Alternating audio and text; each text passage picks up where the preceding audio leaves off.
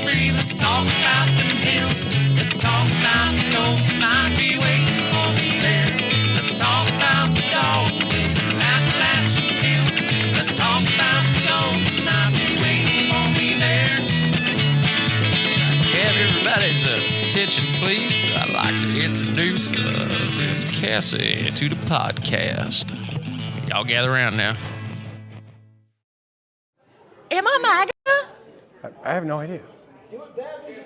What does MAGA mean? That was a slur. That was a slur. What does MAGA mean? Well, I mean, it's a slogan, right? It has like zero value other than marketing. And it got a lot of great people to believe in something that turned into endless war, tariffs, more regulations, higher prices, more inflation, more debt, bigger deficits, greater federal spending than ever. And so it was a scam. So I have people, especially liberals. Liberals love to get my comment section and call me MAGA, and I'll ask them, what does that mean? And they never have like an answer. And I'm like, well, how am I supposed to tell you if I'm MAGA or not if you don't have an answer? Like, is it just something that you made up? Like, so I'm a conservative, so I'm automatically MAGA. Like, I've come out and said, like, when Trump was talking about, we're going to arrest people for burning the American flag. Well, to me, that's freedom of speech. I don't agree with that. I didn't support that. I said so publicly. Some people didn't agree. I don't care. I was being honest, you know? Like, to me, that's not a Trumper. You know what I mean? Like, if he does something that I don't like, I'll tell you. No, I was just messing with you because I like to mess with you. Well, we're friends now, so we can disparage each other. If you want to wrestle or throw each other in the pool in 30 minutes, we're good with that. I really might kick Rob in the balls and then run, just so y'all know. I'm in favor of that. So is his wife. Valerie is the one who came up with it. She was like, kick him in the balls and run. And I was like, you knew that me and Rob wouldn't be best friends anymore because you and me would be best friends. I'm loving Mac tonight. That's because I'm awesome. Free, how did you end up starting Are You Smarter Than a Politician? So I was doing political interviews, and I thought I did a good job with it, and I enjoyed doing it. I enjoyed meeting these people and sharing their thoughts. But like, you know, they're a dime a dozen, right? Like everybody's doing political interviews, and you know, everybody's got a podcast. I mean, that's a joke in the Libertarian Party. Like, you're not a real libertarian if you don't have a podcast, right? So I got, you know, I was a big Chase Oliver supporter, and you know, worked hard for him and promoted him online, and just got burnt out from all the negativity that was coming towards us, like during the campaign. And you know, a good guy that would like has a great heart and spoke to so many people. And so I just got burnt out after it. And so I took like a month off of social media, and I was like, I don't even know if I'm gonna do this again. And then I called my producer, Terry, and one of my best friends, Casey Rasmussen, who does the They Both Suck podcast. And I said, all right, I got this crazy idea. We do politics, but it's a game show. And, you know, we get more involvement from the audience because they control the score. And I'm like, tell me I'm stupid. And they're like, actually, that sounds kind of cool, you know? So originally we called it You're Not a Real Libertarian. And it was kind of a joke that like my friends would come on and I would just tell them they're not real libertarians. So that got old after like a few episodes. So then we pivoted to Are You Smarter Than a Politician? And you know, the beauty of it is it's been like so much of what it is today has been because of the audience, where they tell us what they like, what they don't like, and we just like follow that. And you know, they've been as important in creating the show and its success as anybody else. It's a fun show. I enjoyed it. Like, don't get me wrong. I told you this, I think yesterday maybe, that to me, libertarians, you guys, you know policy really well. Whether I agree with all of it or not, you do know it very well. And you're all very intelligent. You speak very intelligently. And you used words that I didn't know. And so I'm like on my computer trying to look it up and go, I don't know if I agree with this because I don't know what you just asked. You know what I mean? Like, you might need to dumb it down just a little because not all of us are libertarians. So we're not all, like reading policy in our spare time. No, and honestly, I feel a little bad about that because like that's not our goal. Our goal is to be like inclusive and bring everybody in and talk, the language of freedom and liberty. Like we all have this like baseline commonality, which is freedom and liberty, and you know we want that in our lives, and then the government gets in our way, and so like we're just trying to talk about that and then hear different points of view on it and different wrinkles on it and bring it to a broader audience. I think you do that really well. And don't feel bad. I felt like an idiot. I'm like, what is theocracy? I know I've heard this word in like fifth grade. I know this word, right? But yeah, I mean, it was fun. I had a great time. No, but you're not an idiot. So I mean, like, and we want like many points of view because like I jokingly call it libertarian speed dating because you meet like 3 people and you get to hear their points of view on whatever the topic is. And like, so like every category, every contestant gets a question on that topic. And so you get like 3 different views on that topic. And I want people to say like, I like this one, I don't like this one. I'm going to buy this person's book. I'm going to check out this person's podcast. I'm going to donate to this person's campaign. And I want them to like get a lot of points of view and find out like who they jive with and, who speaks to them. I mean, I was kind of shocked for a conservative on that show. I did really well. I would have won had I not got nuked. Well, you brought your people too. But that's the thing is like we want like everybody to come in and share their opinions. And I think that's one of the main reasons people like it is because we let them be part of the show and we value their opinions and we want to bring that all into the mix. I love that. I mean, I had the vice chair of the North Carolina Democratic Party come on my podcast. And to me, he was the funniest dude. Like, we laughed the entire time. I didn't agree with anything he said, but he was so funny and I had a great time. And people were so upset about it. And I was like, what? Like, I'm not supposed to talk to people who don't think like I do? Like, how do you grow as a human being if you don't ever expose yourself to other people's ideas? See, that's the beauty of being a libertarian is we don't even agree with each other, So it's like that's our whole life. Is like your best friend. You're like I don't like anything you have to say. Like I fit right in because I like to argue. Yeah. So so you might be a libertarian. Don't say that in front of Rob. But like I don't even like really consider myself to be like a libertarian. Like I'm part of the liberty movement, and like that's what I'm trying to bring people into. So like I'm trying to like build bridges and make connections and grow our network and make us all realize we have way more in common than we have differences. So while it's fun to argue and it's fun to give your friends the business or tease Cassie, which is a great time. Like I'm in it for bringing us together, not tearing us apart.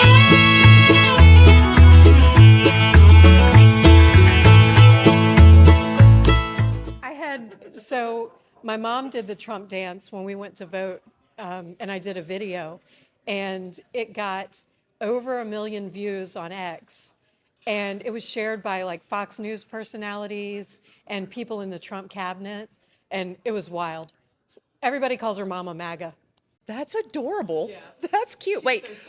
So your mom is MAGA? Yeah. Yeah? But you're libertarian. Right. How did this happen? Oh, well, so I became a libertarian after, well, it started like right after 9/11, and George Bush went in and he was like, shock and awe in Iraq.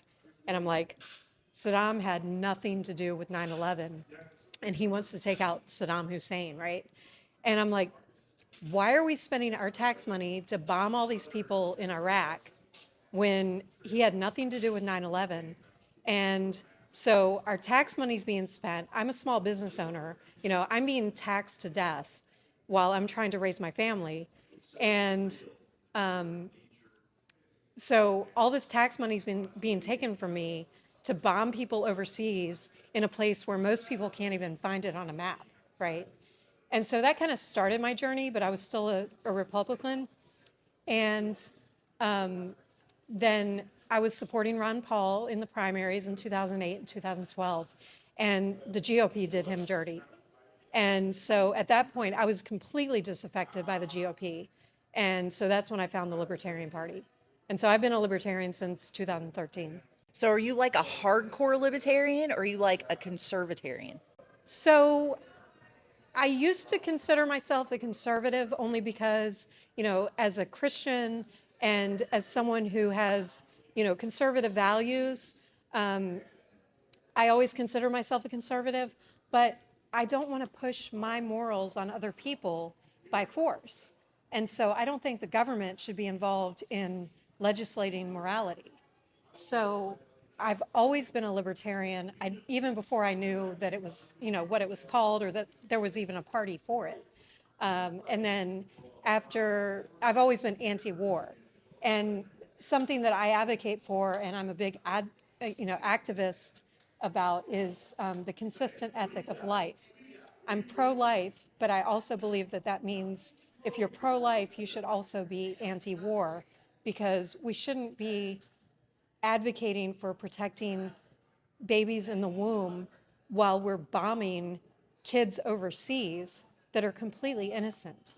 So that consistency drew me to the Libertarian Party. And now I speak out about it all over, whether it's on social media or wherever I am, speaking about it to draw interest or, to educate people on the fact that if we're going to protect life and that all humans are, created in the image of God and that all humans have inherent dignity, then we should protect life at every level. I love that. So I'm pro-life in the sense that I would stop it, Gru. I'm just looking at the screen. Y'all look beautiful, by the way. Thank you. Yeah. I'm pro-life in the sense that I would never ever have an abortion. Like I knew that was out of the question. But I also don't feel like I have the right to tell somebody else what they can do because I recognize that not everybody has the same moral code that I do. But I can't get down with, 40-week abortions. Does that make sense? Absolutely. Like I can't, if a baby can live, I can't see, to me, that's murder. So I'm philosophically an anarchist, and I believe that as much as the government screws everything up, the government is not the avenue that we should use to force criminal penalties on women when they're in a very vulnerable state. Sometimes it's for economic reasons or social pressure or whatever the reason is that they decide to have an abortion. I think if the government stays out of it, what are we going to do? Throw women in jail because they have a miscarriage and someone says, oh no, they had an abortion? Then we're getting the government involved in healthcare. And so I think that government solutions cause more problems than they solve. And so I think that if the more the government stays out of it, then the more opportunities that those of us that care about life have to use our own finances to support charities that empower women to keep their children. If we have less regulation around adoption, then that makes it easier for women to have their children. And if they want to have adoption as an avenue, then there's less government involvement. It makes it less expensive for people to adopt children when they want to. People that can't have children, tens of thousands of dollars just to go through the government loopholes to adopt children. And my whole solution is keep the government out, including taxation. We're overtaxed. The less money we give to the government, the more we have to pour into charities that we believe in. I'm a Catholic. There's a bunch of Catholic charities that support crisis pregnancies. There's crisis pregnancy centers that help women who feel like they don't have the resources to keep their children. And so if the government stays out of that and lets us keep our tax dollars, then we have more funds to spend on those like crisis pregnancy centers and other charities that help women. I think that would reduce abortion more than threatening women with criminal penalties if they decide to have an abortion. Okay, so you said you're an anarchist. Can you explain that to me? Because I've heard a lot of different takes on anarchy in the past 2 days. What does it mean to you? So to me, anarchy means government solutions always cause more problems than they solve, and government solutions are always more expensive as well. So the government will decide they're going to tax you for XYZ. Like, I'm not in favor of war, right? If the government decides they're going to tax me and they're going to send that money to a foreign country or, sell bombs to a foreign country to kill kids overseas, I don't consent to that, right? So everything the government touches creates more problems. Healthcare, for an example. I mean, if you just want to look at the VA, right? The VA is a total shit show. I know several veterans, including people in my own family. My son's a veteran. The VA is not an efficient way to provide health care to our citizens. So you put that on a large scale, and government-run healthcare is less efficient, and the people that are getting paid more are the administrators and the lobbyists and big pharma, and then you have less money for the citizens that actually need the help. So the less government involvement in every single aspect of our lives, the better. Are you someone who thinks that we should get rid of the government entirely? Yes, and I didn't used to feel that way. It's been a progression for me. I used to call myself a minarchist. I used to feel that the government should be involved in securing our borders, in the defense of our country, so the military, and the judiciary. DC was okay, the Senate, Congress, the Supreme Court. But if you look at just the latest Trump administration, right? He promised no new wars. He promised he would end Ukraine before he was even inaugurated. He promised that he would end the genocide in Gaza with a phone call. And it's all still going on. You can't trust anything that anyone in the government says because there's so much money in lobbying people, and they're so drunk on power that money talks. And so as people will say whatever they think people want to hear in campaigns, and then they do the exact opposite. So I have lost complete and total faith in all government. I actually, as a libertarian, I actually voted for Trump this time. He made a lot of promises at our convention in 2024. He promised to end wars. He promised to reduce spending. And then he bombed 8 countries in his first year.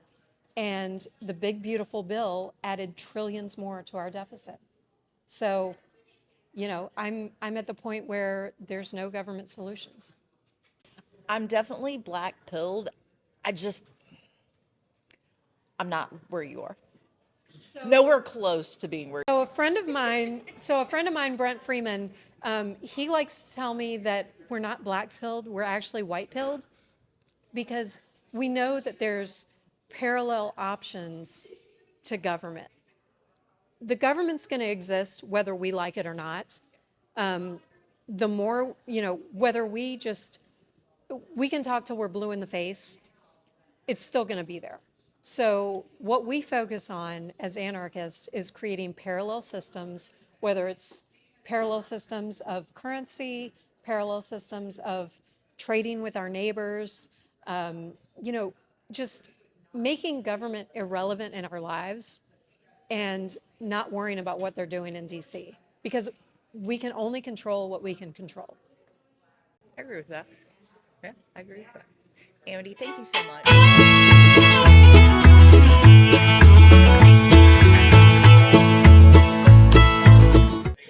You came with props. Tell me about your props. Well, I was going to lead a meditation tomorrow morning because I'm a volunteer of Art of Living, which is a nonprofit organization dedicated to a stress-free and peaceful society. So, society with no stress and no war. It was founded by Gurudev Sri Sri Ravi Shankar in 1981 in India. And he has an ashram actually in Boone, which is like 40 minutes from here. And I do semi-annual silent meditation retreats there where I just go and I really don't do anything for like 4 or 5 days. Just kind of experience nature and meditate like 8 hours a day. And if you do incorporate mindfulness and meditation in your life, not only does it make you completely stress-free and get to a point where you're unable to be offended by anything, but you also start to see everything objectively.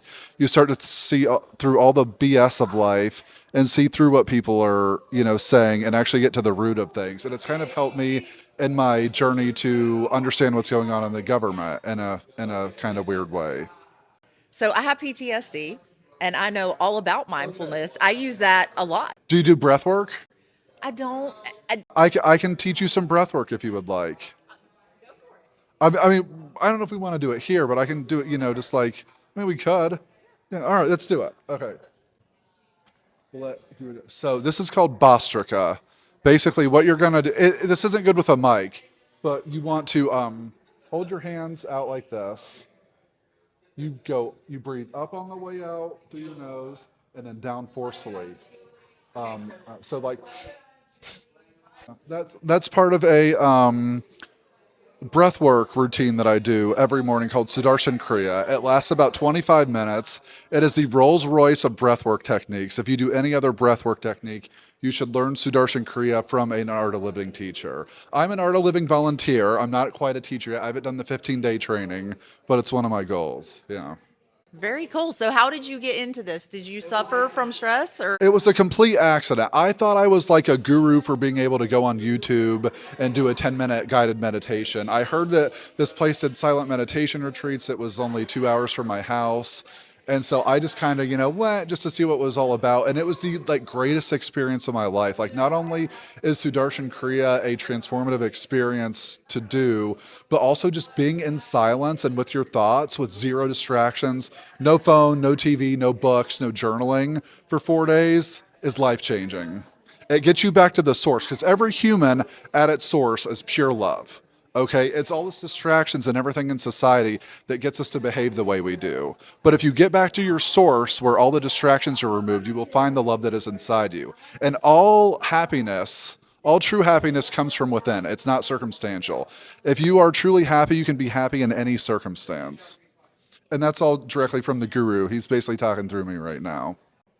I developed PTSD when I was about 18. And anybody who's had PTSD or anxiety of any kind, right? Like, you're always uptight, you're always stressed.